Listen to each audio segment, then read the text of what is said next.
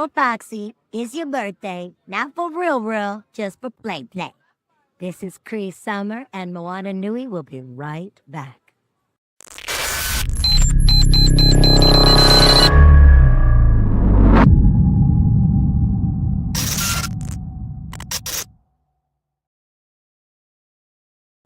Okay. All right. We'll go ahead and get started. All right. Here at MomoCon, we have our next guest. We have the amazing Greg Baldwin. And we go ahead and get the first question from the outlets. Oh, it's like I'm the president. I get to choose? That's awesome. JB, your versus the world. Oh, man. This is our second time doing this. And I'm not sure if I asked you the first time, because I always ask this. What is your nerdy origin story? My nerdy origin story? Yes, sir. My origin story has to do with Stephen Sondheim and a musical called Pacific Overtures. It was my 17th birthday, a present from my parents, and as a kid, I knew I wanted to be an actor from a very early age. I think when I was 10. And so all I wanted for Christmas, or my birthday, was albums from Broadway casts, shows, you know. And so, my 17th birthday, my parents gave me an album from a Sondheim show called Pacific Overtures, which starred an actor named Mako, who was nominated for a Tony. This became my favorite musical, and I would sing along with the record over and over again, not realizing that every time I sang along with Mako, I was learning to do an impression of Mako, which came in handy in 2006 when they were looking for someone to voice match Mako. So yeah, that's a pretty nerdy, you know. It involves Sondheim and musicals and Mako and you know, I think it's pretty nerdy. That's a pretty nerdy origin story, I think. But now I have tattoos, man. I'm cool now. Now I'm cool. Took me a long time. Right. Hi, the media, it is an honor. Thank you for being here. My you pleasure. are an inspiration for many generations. One question that I want to ask is basically, when it comes to everyone looking at you in the terms of in wisdom and stuff, obviously you have many iconic things like T-Tens with Uncle Iroh. What are some other characters within pop culture that you think would kind of match, or you would like to see match, or sit down and have a conversation with Iroh?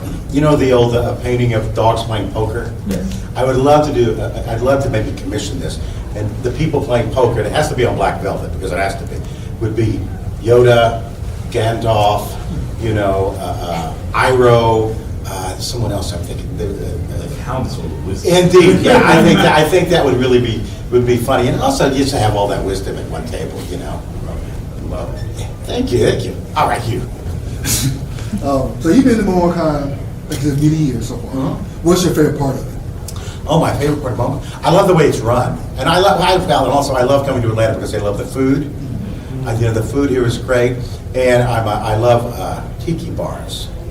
And there's one of the last remaining Trader Vic's in all of America is in downtown Atlanta. And in fact, we're going there tomorrow night. So, you know, I have to remind me, I don't want to get that 151 float on the Mai Tai anymore. No. That was a mistake last time, a big mistake, you know.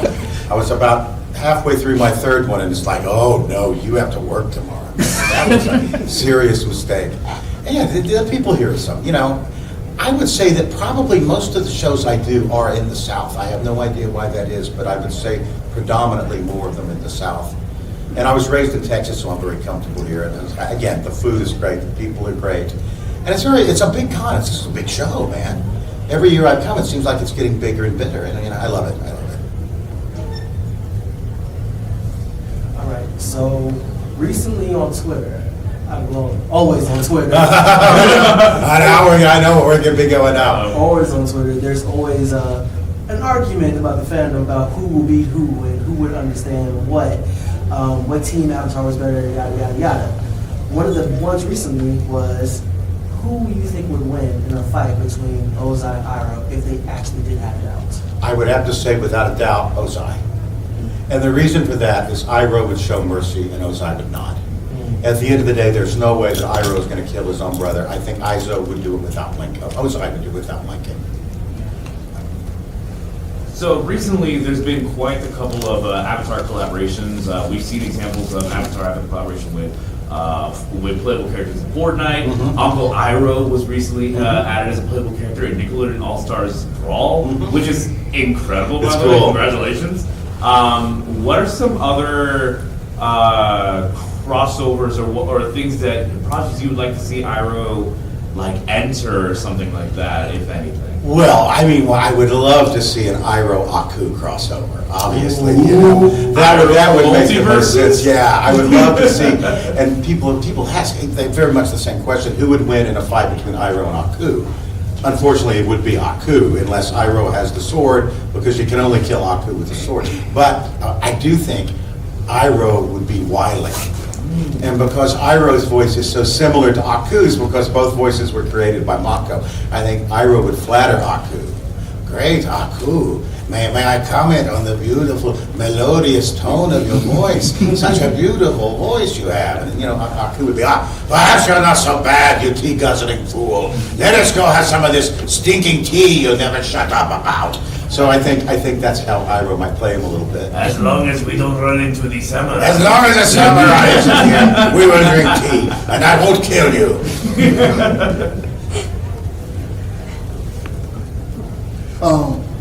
So everybody's upset about Korra, the newest Avatar, how she opened up the barrier. Yeah. How do you feel about that? I'm very interested to see how this ends up playing out. You know, the new content, because apparently Korra in the new, I forget what the name of it is. Legend of Korra. 7. It's apparently Korra does something very bad, you know, and it's just wildly reviled. Which is funny because if you know Janet Varney is the sweetest person you could ever possibly meet, and I just can't imagine Korra being evil. It'll be interesting to see. It's not evil for saying, it's just that she cut all the Avatar line off. Yeah, so there are no more Avatars after Korra, right? She's like the last. It'll be very interesting. I do think it amazes me that 20 years later there's still so much Avatar content going on. Who knew? And as it started, we the old, you know, the original cast were like, oh, there's so much new stuff. Nobody's going to care about us anymore. And what we've discovered is that what this new content does is also drive people back to revisit the original. So, you know, I wake up at 4 o'clock in the morning sometimes, you know, my fear is not of death, but what if everybody starts hating Avatar and I have to get a real job again? I don't want to do that, you know? I think I'm going to be able to ride this horse out into the sunset. I do believe. Colonel from Colonel Pictures. So, as far as, in your opinion, for Uncle Iroh, why is he such a beloved character? I have thought about this a lot, and there aren't many things in this world, especially in 2025, that everybody agrees on. Iroh is universally beloved. I have never talked to anybody that goes, oh, I hate that character. And I've thought about it a lot, and I think the reason for that is we are never ambivalent about our parents. You either love your parents or you hate your parents. And I think Iroh reminds everyone of either the father that they were lucky enough to have or the father that they desperately wanted. And I think that a lot of it explains the across the board popularity. And what's interesting too, Avatar's become a multi-generational show now. We've got literally, when you say there are fans from 6 to 60, they really are little kids. And you know, Netflix did do us a solid by airing the show in the height of lockdown. That ended up really being great for the show's popularity, because people that grew up with the show now had kids of their own, and they're saying, oh, I want to show you the show, you know? And so now it's sort of reached critical mass here, you know?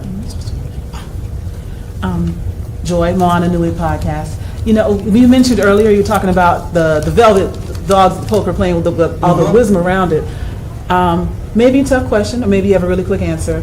What wisdom would you share with, say, the younger generation? Not about getting into anything, but just what would you like young kids to know? Honestly, I think that the lesson that I could teach anyone, and I think I often have thought that Iroh in many ways is Mr. Rogers for another generation, because his lessons are the same. Everyone has worth, everyone can change and become a better version of themselves, and above all else, be kind, be kind, be kind, be kind, be kind, be kind. At the end of the day, that's what I would tell people, be kind, be kind. You know, being kind is not that difficult. It actually makes you feel good.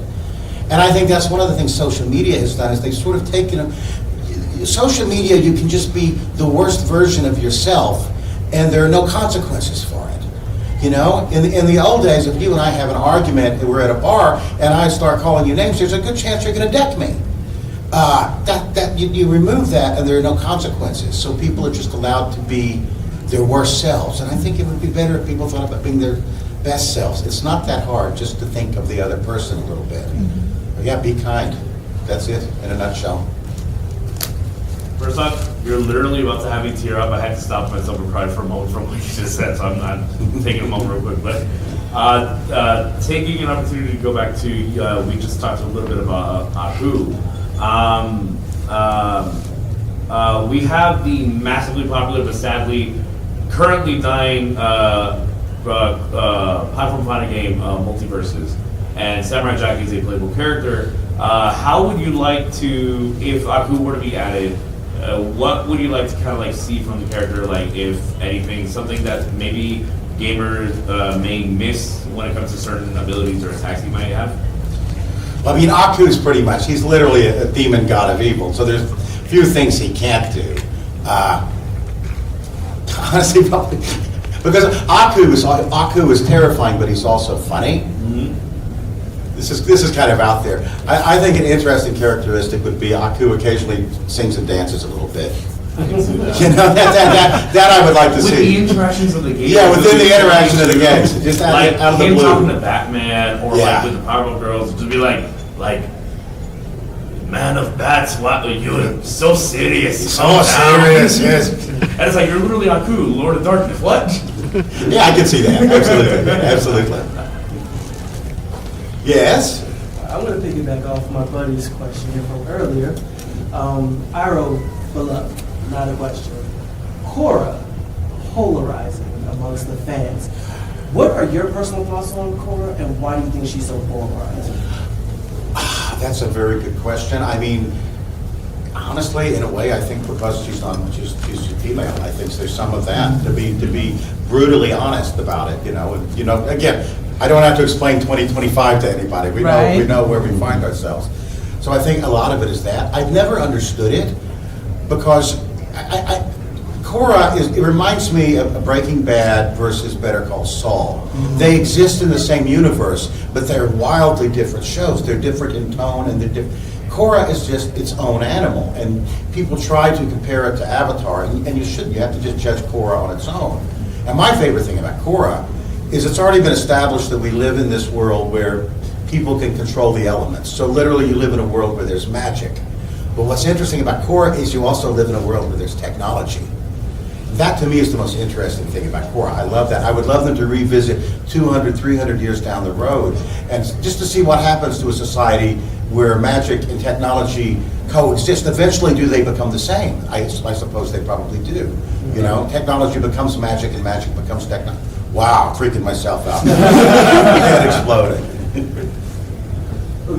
For the live action iterations of Uncle Iroh, what are some of the things that have stood out to you for the two actors that have come after that stood out to you?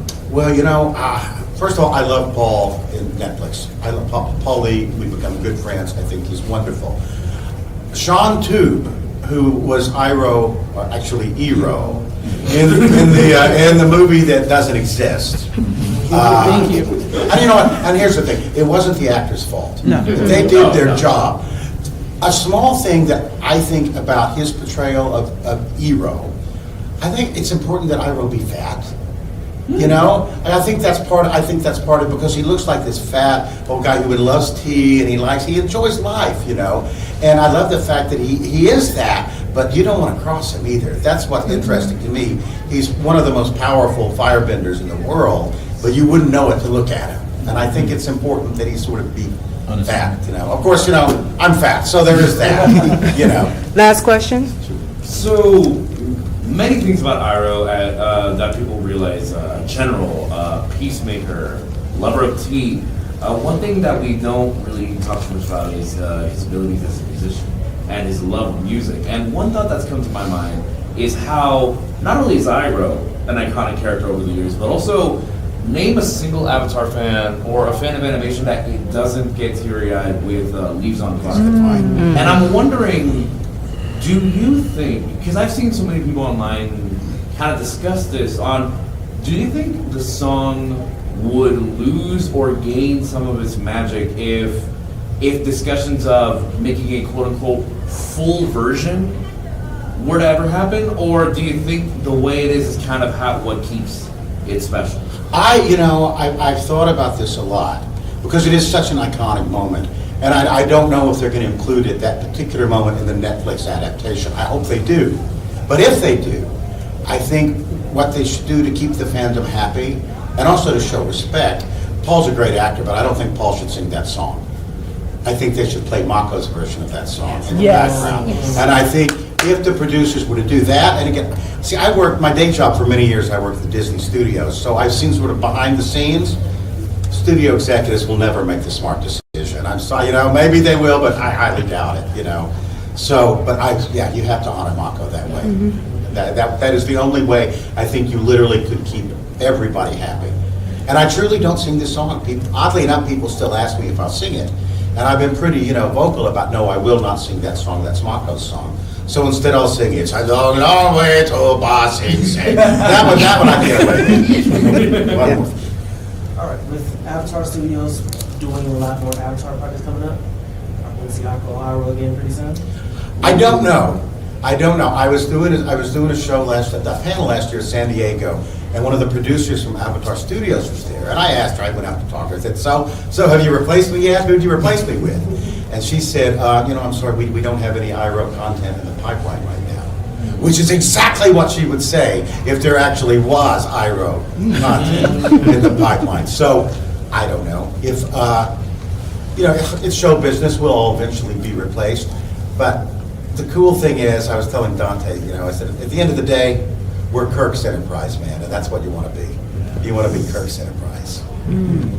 And can you also tell the audience, for everybody, how they can follow you and keep up with where you'll be? You can follow me. I will. I'll remember it this time. I'm Greg Baldwin Iroh on most of the social media platforms. Don't go to Twitter because no one should ever go on Twitter. It's a cesspool. I shouldn't be on Twitter, and I'm not as much as I used to. And also, I do have a website now, gregbaldwin.me. gregbaldwin.me, where I have teacups because I signed the teacups. My wife thought I was crazy. Nobody's going to want a teacup. Trust me, they'll want a signed teacup. And they wanted an extra thick pizza box from Aku. She thought that was crazy too. So yeah, Greg Baldwin Iroh, gregbaldwin.me.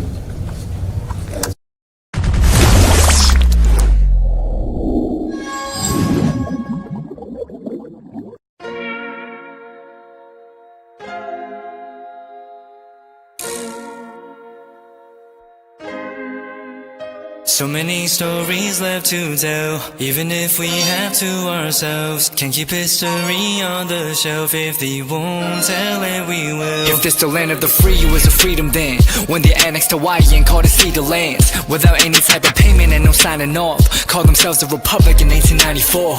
1.2 million acres overtaken from the native Hawaiians. When they resisted, the West retaliated in violence and erasure. The Hawaiian language is banned as part of colonialism's plan to expand, yeah. Stuck between a rock and a hard place. Multiple bombings of Kaho'olawe as a part of their ongoing war with Asia. Used it as a place for target practice. No consent or compensation. Colonizers call for annexation. No work out for all the locals. School will never let you know. So many stories left to tell, even if we have to ourselves. Can't keep history on the shelf. If we won't tell it, we will. Too many stories left to tell, even if we have to ourselves. Can't keep history on the shelf. If we won't tell it, we will. We will. So if we put Hawaii into perspective, well, Black and Asian history is interconnected. Considering the fight with the Pacific, then of course, versus Asia, they was treated as a middleman for war, but didn't let the Western colorism run its course, cause dark skin was a sign of dignity to core. The land was taken in the name of capitalism, when prior to it was an actual kingdom. Clap back at the system. Stuck between a rock and a hard place. Multiple bombings of Kaho'olawe as a part of their ongoing war with Asia. Used it as a place for target practice. No consent or compensation. Colonizers call for annexation. Now work out for all the locals, school will never let you know. So many stories left to tell, even if we have to ourselves. Can't keep history on the shelf, if we won't tell it we will. Too many stories left to tell, even if we have to ourselves. Can't keep history on the shelf, if we won't tell it we will. So many stories left to tell, even if we have to ourselves. Can't keep history on the shelf, if we won't tell it we will. Too many stories left to tell, even if we have to ourselves. Can't keep history on the shelf, if we won't tell